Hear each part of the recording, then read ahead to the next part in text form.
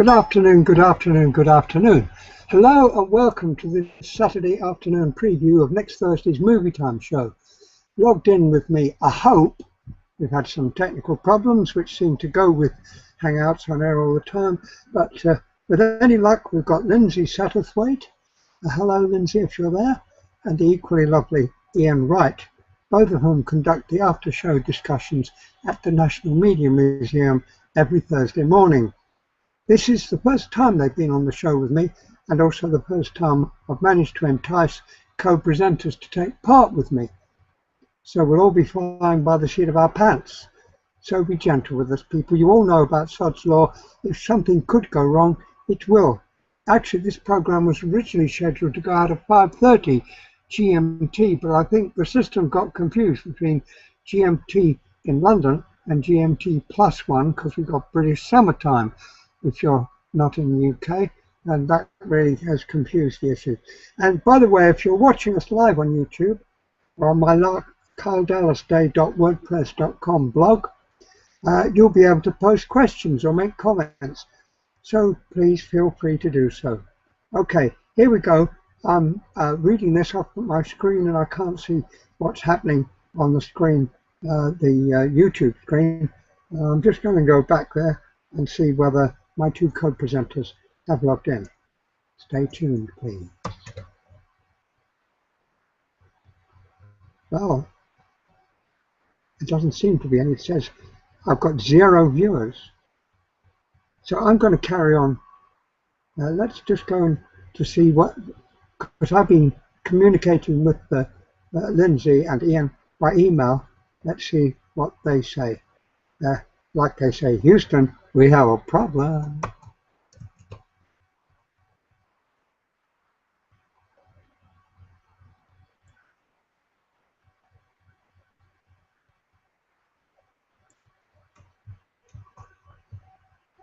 Well, they haven't emailed me back. They emailed me back when I said we seem to have a problem. They said, yeah, we know that, because we're trying to log in and we can't. Oh dear, I must stop smoking that stuff. Let's go back and hope that they do log in at some time. So here we go. Let's kick off talking about the new Patricia Highsmith vehicle, the Two Faces of January. Now, why is it called the Two Faces of January? Have you wondered about that? It's a funny name, isn't it? Well, that's because January is dedicated to the god Janus, who is a two-faced god. He looks back at the past and forward to the future, and also there are two main characters in this movie who I think are meant to represent the different characters of the two main characters. Now, let's see what Hossein Amini, who is the director of the film, what he has to say about it. This is based on his introduction to the Kindle edition of the story, which you can buy on Amazon, and if you click on the right link, I get a little money out of that. Isn't that nice? Anyway, he says, what I love about Highsmith is the way that she puts us in the shoes of traditionally unlikable characters, often criminals, and then makes us not only understand their motivations, but recognize something of ourselves in them. Like Hitchcock, her storytelling manipulates us into sympathizing with villains. We're scared for them. We don't want them to get caught. We even want them to succeed despite ourselves. In a sense, we become them as we're reading. It was this type of connection that drew me to Chester MacFarlane, the main protagonist of the Two Faces of January, a jealous, alcoholic con man who is nevertheless a deeply tragic figure. His journey of murder, flight and redemption made him an unforgettable character for me, and was one of the main reasons I wanted to turn the novel into a film. Going back to just check and see whether anybody's checked in. No. Right, well, I'm just going to carry on, you know. Damn the, what's it called? Now Hussein goes on, Viggo Mortensen is one of the few actors in the world who can pull off a challenge like this. He is an extraordinary actor, compelling, charismatic, and capable of being frightening and tender in the same moment.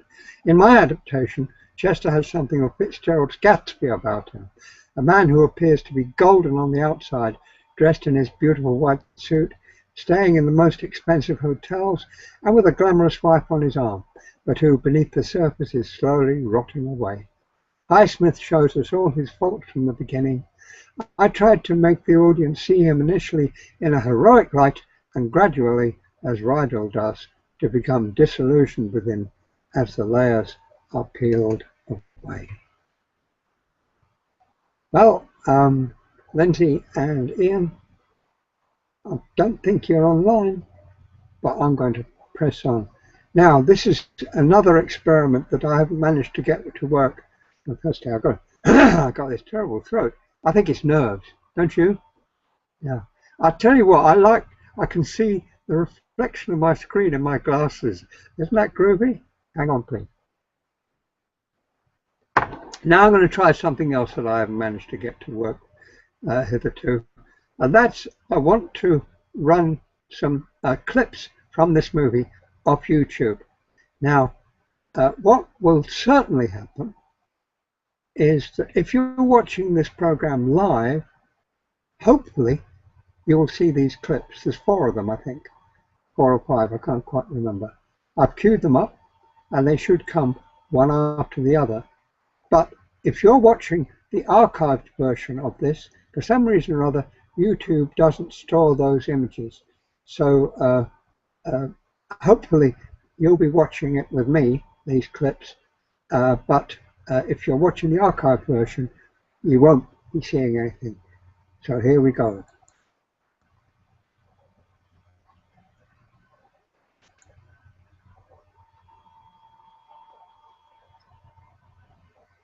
Now I've got a playlist, but it's not actually.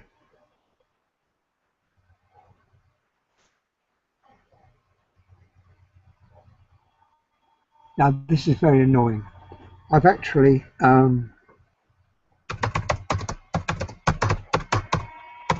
created a playlist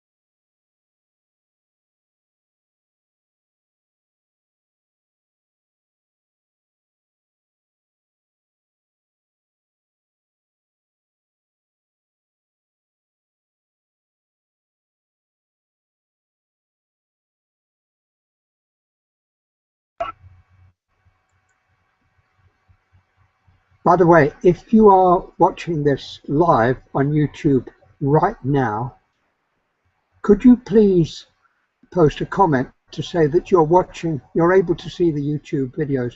Because when I play this back, the videos won't be visible.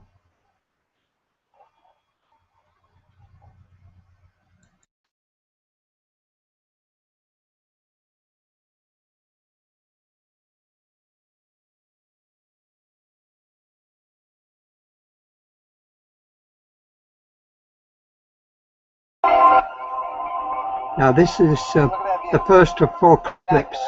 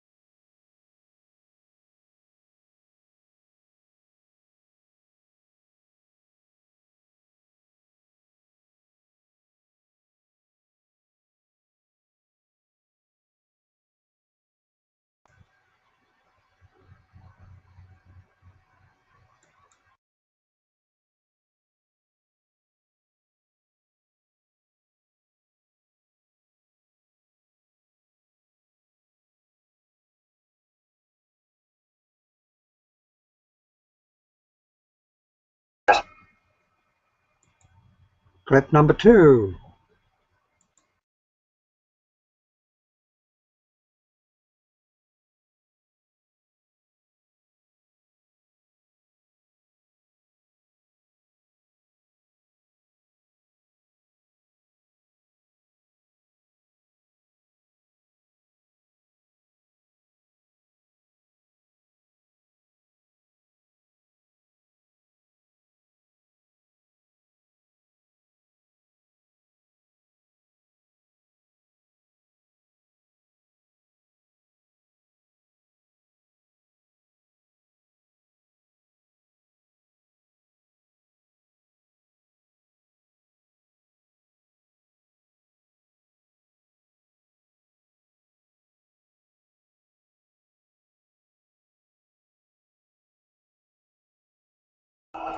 Clip 3.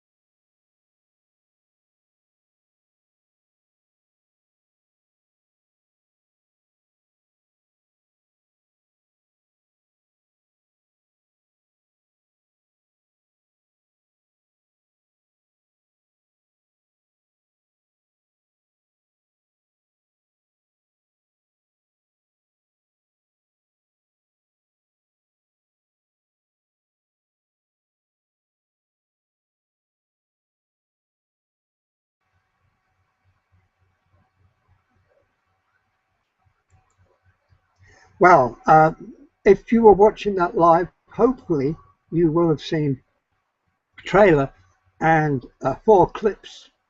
But if you're watching it on YouTube anytime but now, that is 6:17 GMT +1 in UK, then I think you'll have just seen uh, several minutes of just me looking at the screen, wondering what the hell is going on.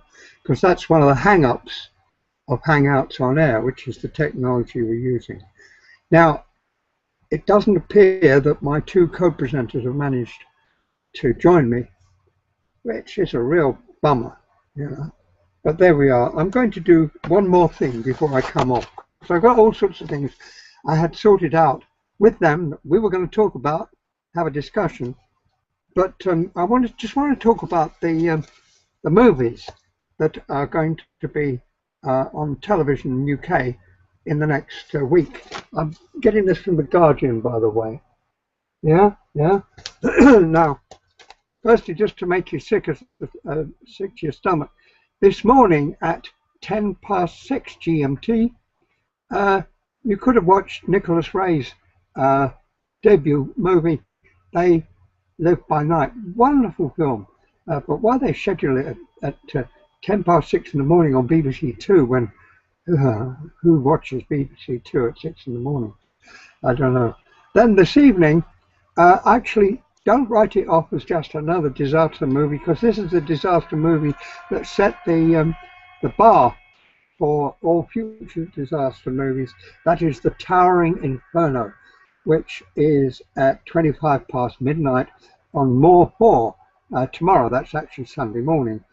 You know, this is a quality movie, even though it's you know, it's a blockbuster, and you know what they are. But it's got Steve McQueen and Paul Newman forefronting it, and also Robert Wagner and Richard Chamberlain as the baddie. Now, what else have we got? Oh, tomorrow, 20 past 10 GMT PM on ITV, there's Atonement. Oh, I thought the book was better, but it's not bad actually. And then at 12:05, that's on Monday morning actually, at 5 past midnight, In the Name of the Father. That's a film about the judicial foul-up or conspiracy or whatever it was that imprisoned a number of men wrongly for the Guildford pub bombing in 1974. And then going on another 55 minutes past midnight on Film 4, Once Upon a Time in Anatolia, which is a really, really good movie. Now, on Monday at 9 PM on TCM, which I can't get, but there's old Stoneface himself, Kevin Costner, playing the part of Wyatt Earp. And incidentally, it says here that Costner is shooting a 3-part Western. So if you've had enough, I mean, you know, I thought he was good in Dances with Wolves, didn't you? Tuesday evening, 10:35 PM on ITV, Ted Kotcheff's First Blood, which was Rambo's first outing, and actually is much better than the terrible sequels which came along. You know, Sly Stone isn't the most sensitive of actors, but he plays this part very well. Now, a couple of nights ago, I recorded over YouView Quadrophenia, The Who, you know, and that's going to be on ITV4 on Tuesday evening at 11 PM. Wednesday, 11th of June, 9 PM, BBC4, Notes on a Scandal. Judi Dench really playing everybody else off the screen, although it is a very good cast. Bill Nighy as Kate Blanchett's husband. Oh yes, Thursday night, 11:50. No, Thursday morning. Set your timers, guys and gals. 11:15 in the morning on More 4 on Thursday, the 12th of June. That's Billy Wilder's Double Indemnity with Phyllis Stanwyck and Edward G. Robinson. Really great movie, Billy Wilder. And what else have we got? Oh yes, on Friday, 11:05 p.m., 5 minutes past 11 on Friday, Terry Gilliam's 12 Monkeys. I wonder why they're not showing Brazil in honor of the World Cup. That's going to be the last thing you're going to hear me say about Brazil and the World Cup. But I met Terry Gilliam when he came to the Bradford International Film Festival. What a nice man, and what a brilliant filmmaker. Yes, yes. Well, I think I'm going to knock it on the head now because I'm really upset that none of my co-presenters have come online. That's not their fault. They were waiting there. So I'm going to say that's all from me. I'm going to be editing what you've seen together with other footage into a full-scale show, which hopefully, please, inshallah, God willing, will be on air at 6 o'clock on Thursday, June the 12th. Yeah. And it'll also be on air on bcbradio.co.uk, same time, audio only, of course. So, bye, look after yourselves, and if you don't, why the hell should anyone else? Bye.